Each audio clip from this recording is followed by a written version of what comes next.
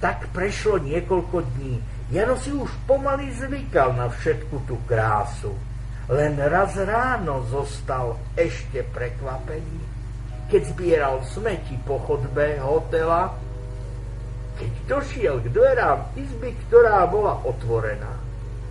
Nazrel dnu, roztvoril ústa a začal sa prežehnávať. Pán Božko, šeptal zbožne. V izbe sedel v hlbokej, krásnej pohovke starý šedivý pán s bradou. Na nohách mal papučky, zlatom vyšívané a na hlave podobnú blištiacu sa čiapku. Oblečený bol v dlhom, krásnom plášti. Jano si myslel, že je to pán Božko na tróne, veď všetko bolo tam také krásne. Za pohovkou nad lôžkom visela hviezdičkovaná záclona.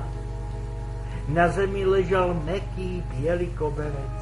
Na stenách pomaľovaných kvetmi ružoveli sa obrazy nahých anielov. Všetko ako v nebi, o ktorom počul toľkokrát rozprávať. Potom, keď ťahal s Jožom smeťami naložený vozík, rozprával Jano kamarátovi, čo videl.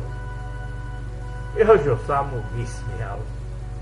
Ty blázonko, veď tam je vo všetkých izbách tak pekne. Či si myslíš, že každý človek je taký otrhaný ufúľanec ako ty? Si tu už 2 týždne a ešte si ani košelu nepreobliekol. Veď nemám inú. Tak si ju aspoň vyper. Tu, kým Jožo vysýpal ďaleko v lese smeti s košou, prál Jano na lesnom potôčiku svoju špinavú košielku i s nohavicami. Bolo treba niečo robiť. Boli z domáceho plátna. Ušila mu ich mamka, ale už dávno to bolo. Pýtali už na kolenách jesť. Boli na nich diery ako otvorené ústa. Pravdu mal Jožo, keď sa mu posmieval, že je otrhaný. Ale ani Jožové šaty neboli veru lepšie. I tie už volali po záplate a ile. No, chlapci si poradili. Vypýtali si večer od jednej slúžky ihlu a nite, zohnali niekde kus starého vreca a na druhý deň už aj plátali na tomto mieste svoje choré šaty. Podarilo sa im to. Boli spokojní so svojou prácou. Ale nebol s ňou spokojný turista, čo bol pohľadkal Jana na lúke za dedinou. Jano sa začudoval, keď stretli na spiatočnej ceste toho pána. Hneď ho poznal. Turista sa zasa tak milo usmieval. Ty si mi, šuhajko, ako si známy, povedal Janovi. A čože tu robíš? Jano rozprával, keď sa už videli, a povedal aj to, čo tu robí. Turista bol tu teraz so svojou rodinou na letnom byte. Mal tiež takých synov, ako boli Jano a Jožo. A bol veľmi bohatý. Ale ste mi vy obaja pekní parádnici. Obdivoval nové zápaty na starých šatách chlapcov. Chcože vás to len tak pekne poobšíval.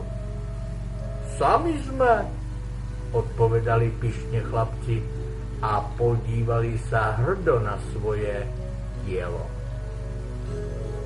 V tom dobehli za turistom jeho synovia.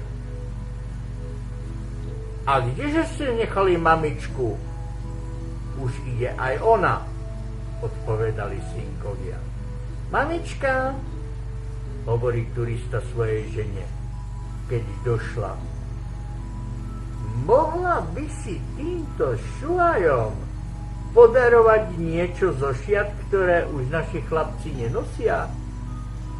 Ale hej, povedala pani.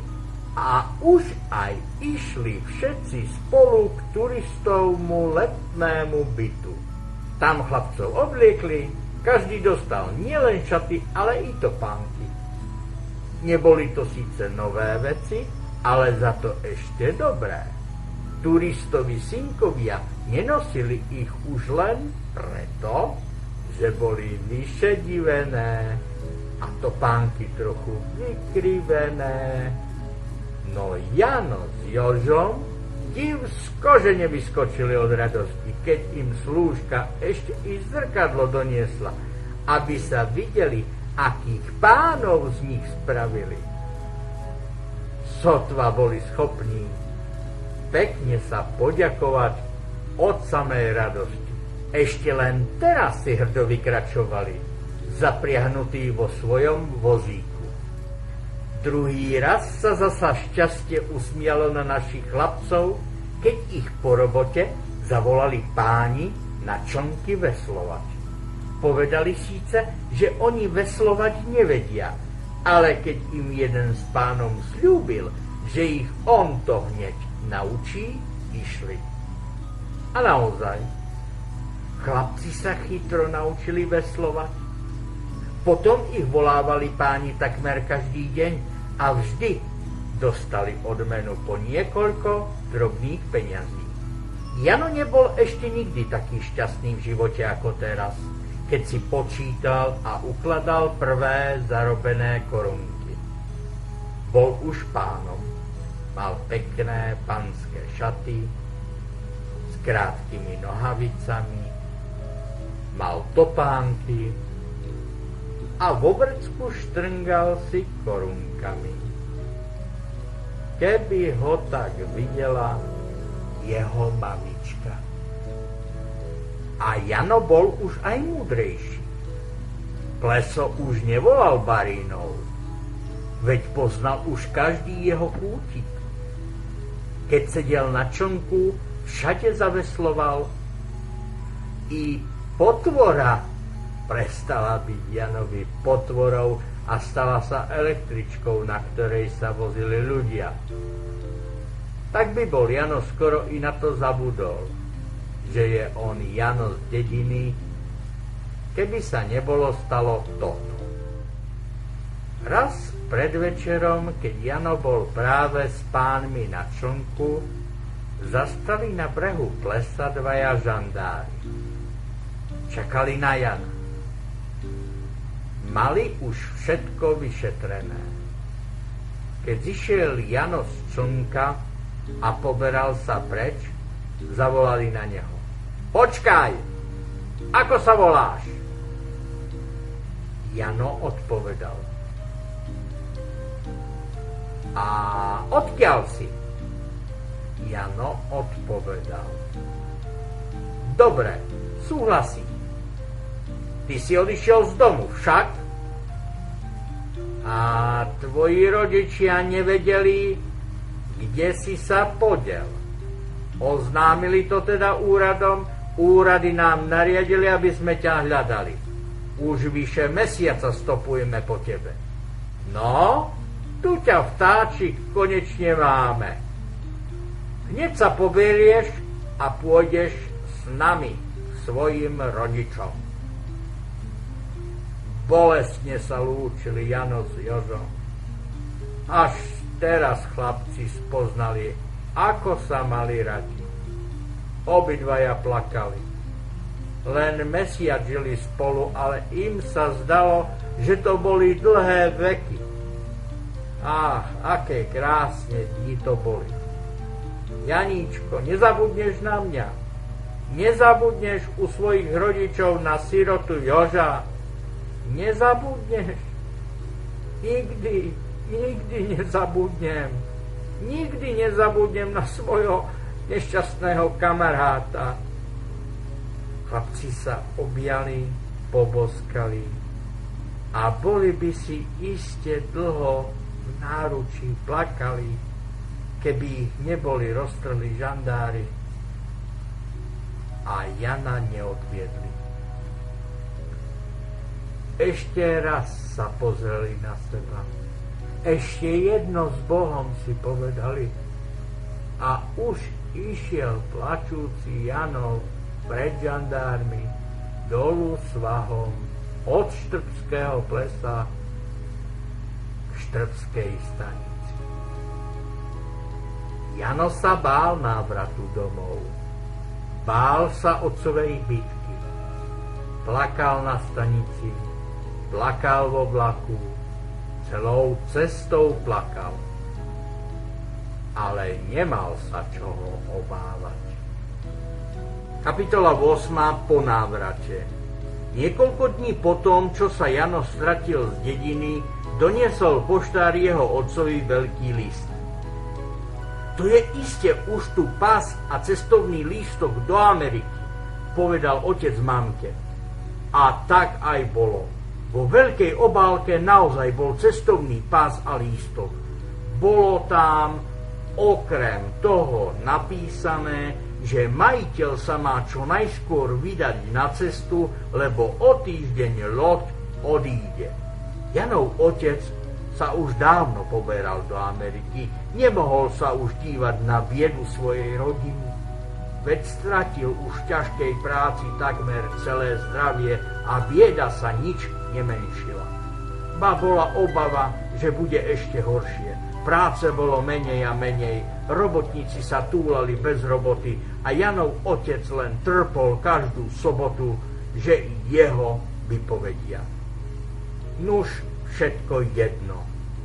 Pôjdem skúsiť do sveta šťastie, veď sa môžem tešiť, že som aspoň pás dostal. Mnohí by chceli odísť a nepustia ich. Keď odchádzal, matka tížko plakala. Otec ju potešoval a hovoril jej: staraj sa o deti, ako najlepšie budeš môcť. Nebij. I ja ľutujem, že som tak kruto trestal Jana. Bytím. Nik deti nevychová. Škoda len, že som túto pravdu poznal, až keď sa nám stratil Janíčko, ak je niekde nažive. A ak sa niekedy vráti, povedz mu, že ho pozdravujem a že ho mám rád. Objal otec ženu, objal deti, stisol zuby a išiel. Keď Jana priviedli žandári domov, otca doma už nebolo. Len smutná matka so slzami v očiach ho radosne vítala. Ani ho poznať nemohla v tých jeho panských šatách. A tu Jano, keď vyložil na stôl nagazdované korunky, vyrozprával pekne mamke, bračekom a sestričkám, kde bol a čo všetko naskúsoval. Na druhý deň musel Jano do školy. Mal už niekoľko dní zameškaný, lebo bol už druhý týždeň septembra. Bol vo svojich panských šatách. Deti obstáli ho zo všetkých strán a div ho nerozklbali. Najväčšmi sa smiali jeho krátkym nohaviciam. Ach, ale si ty pinďúr! Jano sa robil vážnym a skúseným. Nechcel ani rozprávať, kým ho na to nevyzvali. No tak brávo, lebo ťa namastíme. A čo? Kde spravili z teba takého pánka? Odpovedal mu Mišo, ktorý bol vodcom chlapcov z nižného konca dediny. Jano rozprával o Štrbskom plese, ale deti sa mu len smiali. Necigáň, Jano, necigáň. Myslíš, že sme takí somári? Že vraj dom ako pol dediny. A veru je, pokračoval Jano. A vysoký ako naša väža. V ňom býva viac ako 300 ľudí. a všetko veľkí páni. A keď začal Jano rozprávať o cigánoch oblečených po pánsky a o električkách, chlapci to už nevydržali. Nazdali sa, že si z nich robí bláznov. Naviazali preto na svoje plátené kapsičky uzlov a ty pobehaj, budeš si ty z nás robiť somárov. A Janovi sa to sypalo na chrbát ako na bubon. Zachránilo len pán učiteľ, ktorý práve vchádzal do triedy. Viac Jano nerozprával deťom o štrbskom plese a deti ho o to ani nežiadali. Ba nechceli ho ani do hier medzi seba, kým mu trvali jeho pánske šaty. Len keď ich dokonale zodral a matka mu ušila zo plátna také, ako nosili ostatné deti na dedine, nenávisť detí povolila. Jana prijali zasa za vodcu jeho bývalí kamaráti a stal sa zasa starým Janom z dediny. V škole bol dobrým žiakom. Usilovne sa učil, čítal, čo mu len do ruky prišlo.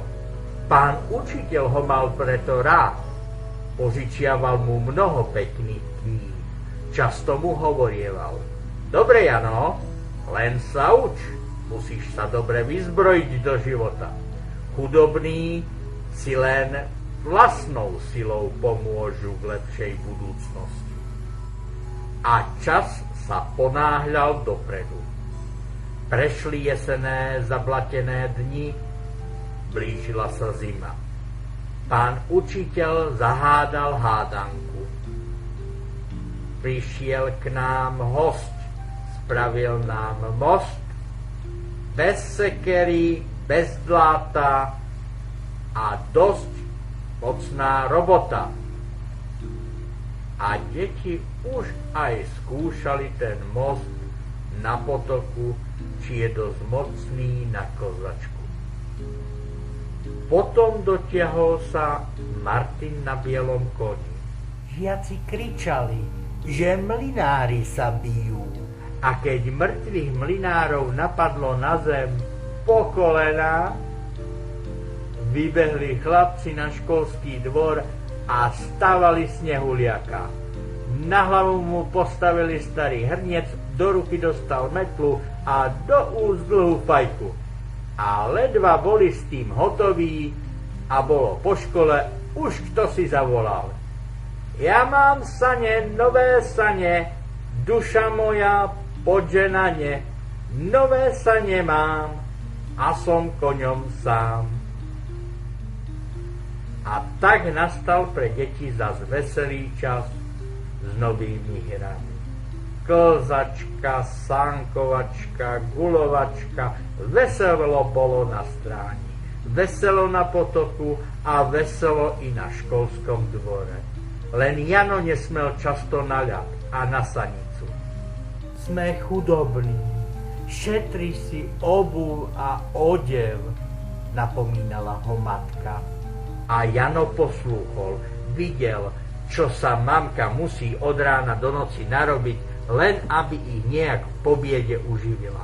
V lete chodievala pomáhať hrabať, v jesení zemiaky kopať a v zime priadávala do neskorých nočných hodín. Otec im dosiaľ neposlal nič, len písal, že už pracuje v bani a že je tu veru ťažká robota. A nevie, ako dlho v nej vydrží, keď je čoraz slabší a slabší. Bol už i u lekára, ktorý mu povedal, že má suchotiny. Vianočné prázdniny mal Jano tiež smutné.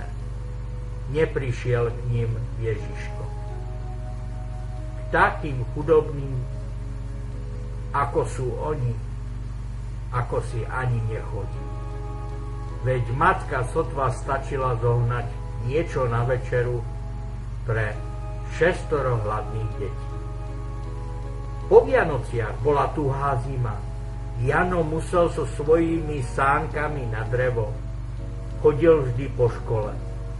Aspoň sa trochu zohriali v chalúbke, keď doviezol dreva.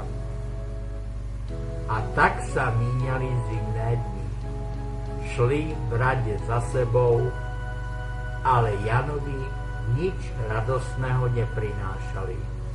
Hlad, škola, práca.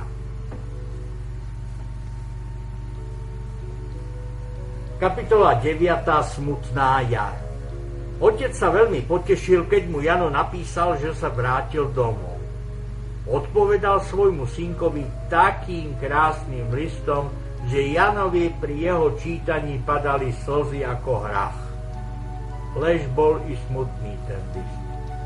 Otec nemohol v ňom o sebe nič radostného napísať. Je stále chorý. Už ani pracovať nemôže. Leží v nemocnici. Na stráni sa zabeleli snežienky. Na záhonkoch zavoňali fialky. Spevaví vtáci sa navrátili. Zabzučali včielky, rozkvitli lúky, slnko hrialo, jar sa smiala. Len Jano neprestával byť smutný. Na dvoroch začívkali kurčiatka. Na pažiti vyšli zelené húsatá. Chlapci váľali kotrmelce. Rozvodnený potok spieval. Vlnky sa ihrali s člnkami, klepotali mlynky, pískali píšťalky, stromy kvitli, slnko hrialo, jar sa smiala. Len Jano chodil vyplakaný. Dármo ho kamaráti potešovali, dármo ho volali do hier, on nemal na to kedy. Jeho bračekovia a sestričky pýtali jesť. Hladný bol aj on. Hladná bola i mamička. Už ani pracovať nevládala, chodila bledučka ako tieň, chorľavela. A potom do domu začali prichádzať dlžníci. Žiadali navrátiť peniaze, ktoré si bol otec vypožičal na cestu a mamička na lieky. Mamka nemala, dlžníci hrozili, dlžníci išli na úrad a úrad predal chalúbku. Ťažké časy nastali pre Jana. Mal kôpku rokov a kopu krvavých mozoľov. Bolo mu sotva 9 a jeho ruky krvácali od tvrdej motiky. Pracoval u gazdov, pomáhal na poliach okopávať zemiaky. Pán učiteľ bol dobrák. On mu to dovolil. Oslobodil ho na jarné mesiace od školy, keď videl tú hroznú biedu. Keď sa robota na poli pri zemiakoch minula, chodieval Jano so svojou najstaršou sestričkou Aničkou do hory na lesné plodniny. Zbierali tam jahody, huby, maliny, zaránky, odchádzali a neskoro večer sa vracali, lebo do lesa bolo ďaleko. Na chrbtoch niesli košíky a v rukách uzlíky s kúskami čierneho posúška, čo im matka dala na obed. Ale zjedli ho už obyčajne idúcky a na obed im nič nezostalo. Tu Anička často plakávala, že je hladná a jahôd nemohla mnoho jesť. Veď jahodami sa i tak nenaješ. A čože by potom domov priniesli? S čím by mamka išla zajtra do mesta? Čo by predala, aby mohla kúpiť trochu múky? Dobre bolo, že sa Jano už vyznal v lese. Zapamätal si v ňom každý kút, keď chodil tadiaľ týždeň s bačom. Aspoň teraz nezablúdili. Len Aničkin plač ho veľmi trápieval. Veľmi ho bolelo, keď jeho sestrička plakala, že je hladná. I on bol hladný, ale on už neplakal. On si už odvykol plakať. Raz Keď tak Anička plakala, boli práve nedaleko salaše. Jano si spomenul, že Bača má v kolibe hodne syra. Vedel, že kradnúť nie je pekná vec. Ale bolo mu tak strašne ľúto plačúcej sestričky. A tam je toľko syra. Či je to hriech, keď si hľadujúci vezme kúsok odtiaľ, kde je toho mnoho? Nie, to nemôže byť zlý skutok. On pôjde a donesie sestričke kúsok syra. A išiel. Bača tam nebol. Pásol niekde ovce. Koliba bola otvorená. Ako len vojsť do nej, Jano zbadal hore nad štítom malý otvor, ktorý tam ponechali, aby mal kde vychádzať dym z koliby. Jano sa vedel dobre škriabať. Vyliezol hore kladami, potom sa chytil za dosku a hop, už bol dnu. Vyťahol svoj nožíček, odkrojil kúsok syra, vložil si ho do vrecka a kade prišiel, tade zasa aj odišiel z koliby svojej sestričke. Anička prestala plakať. Obaja si na syre dobre pochutili a zasa išli za svojou prácou. Potom chodieval Jano každý deň do koliby na syr. Ale Bača to skoro zbadal. Raz poslal len Valacha s ovcami a sám si počkal na zlodeja za stromom nedaleko koliby. Podarilo sa mu. Chytil Jana a zbil ho do krvi. A doma bolo čoraz smutnejšie. Už ani otecko nepísaval svoje krásne listy. Nik už nepotešil úbohú ženu a trpiace deti. Dármo sa opytoval Jano každý deň mamky, či nepísal otecko. Nepísal už tak dávno nepísal. Kapitola 10. Po tvrdom roku. Až raz. Bol tmavý večer, Jano a Anička sa práve vrátili z hory. Vošli do chalúbky, z ktorej ich dosiaľ nevyhnal nový majiteľ. V izbičke na stole svietila malá lampa. Bolo ticho ako v hrobe. Deti sedeli v kúte za pecou, ako by ani nežili. Matka stála pri stole. Bola bledá ako smrť.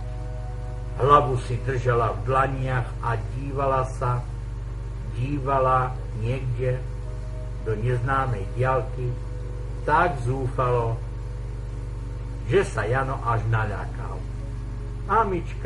Mamička drahá, čo vám je? Mamička neodpovedala. Ani sa nepohla. Len sa tak strašne dívala.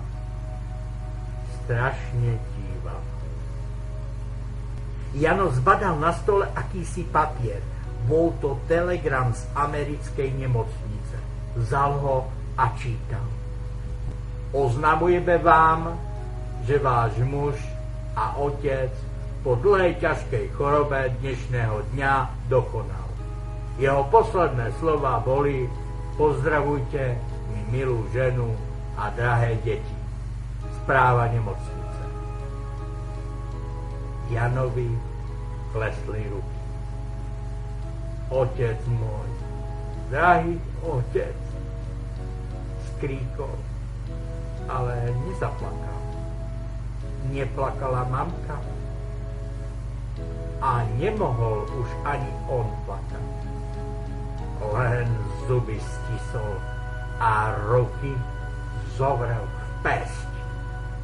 Ach, otec môj, otec, vy tam budete v ďalekej zemi, v mladých rokoch ležať a hniť a 6 úbohých sirvot s chorou matkou bude i naďalej trpieť, hladovať a potlkať sa šírim svetom. A prečo to všetko? Pre koho to? Kto je viníkom? Tu klesol Jano na lavicu a premýšľal a spomínal. Áno, práve rok je tomu, čo videl naposledy svojho milého otca. Bol to hneď po onom nešťastnom večere, keď sa vrátil z pasienka a prišla pani Boguška. Utrápený otec si vtedy dlho do noci opakoval: čo len bude z teba, chlapče, čo len bude z teba. Zbojník, zbojník zo mňa bude. Áno, otecko, ja musím byť zbojník, ako bol Jánošík, zvolal Jano a vyskočil z lavice. Hej, ja musím byť zbojník, bo krivda veľká, neprávosťou pánov, pravda u zbojníka. A z Jana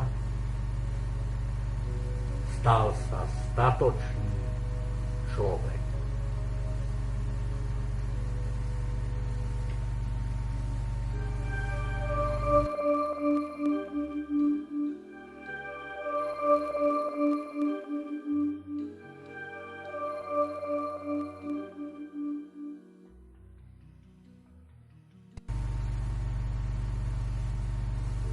Doslov, sen o pravde a spravodlivosti.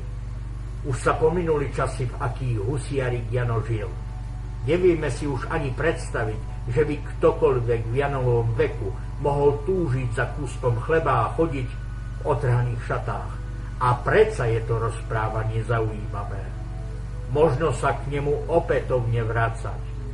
V čom to je, že nás príbehy o dedinskom chlapcovi, ktoré sa odohrali pred 40 alebo i viac rokmi, ešte vždy pútajú?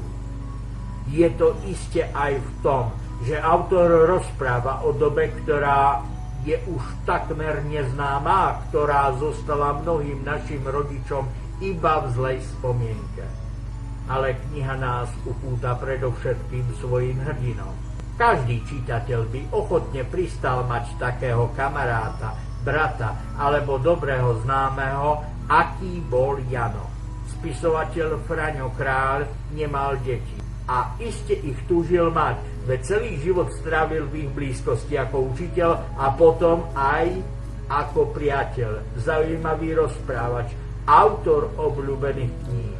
Najmä Jano. Ten sa mu nadmieru vydaril. Je taký prirodzený, že naň pozeráme ako na živého, ako by sme sa s ním už kedysi stretli. Zamiešajme sa do Janovej spoločnosti medzi jeho kamarátov v dedine i na pašienkoch. Alebo v škole. Buďme v jeho blízkosti aj vtedy, keď o tom nevie.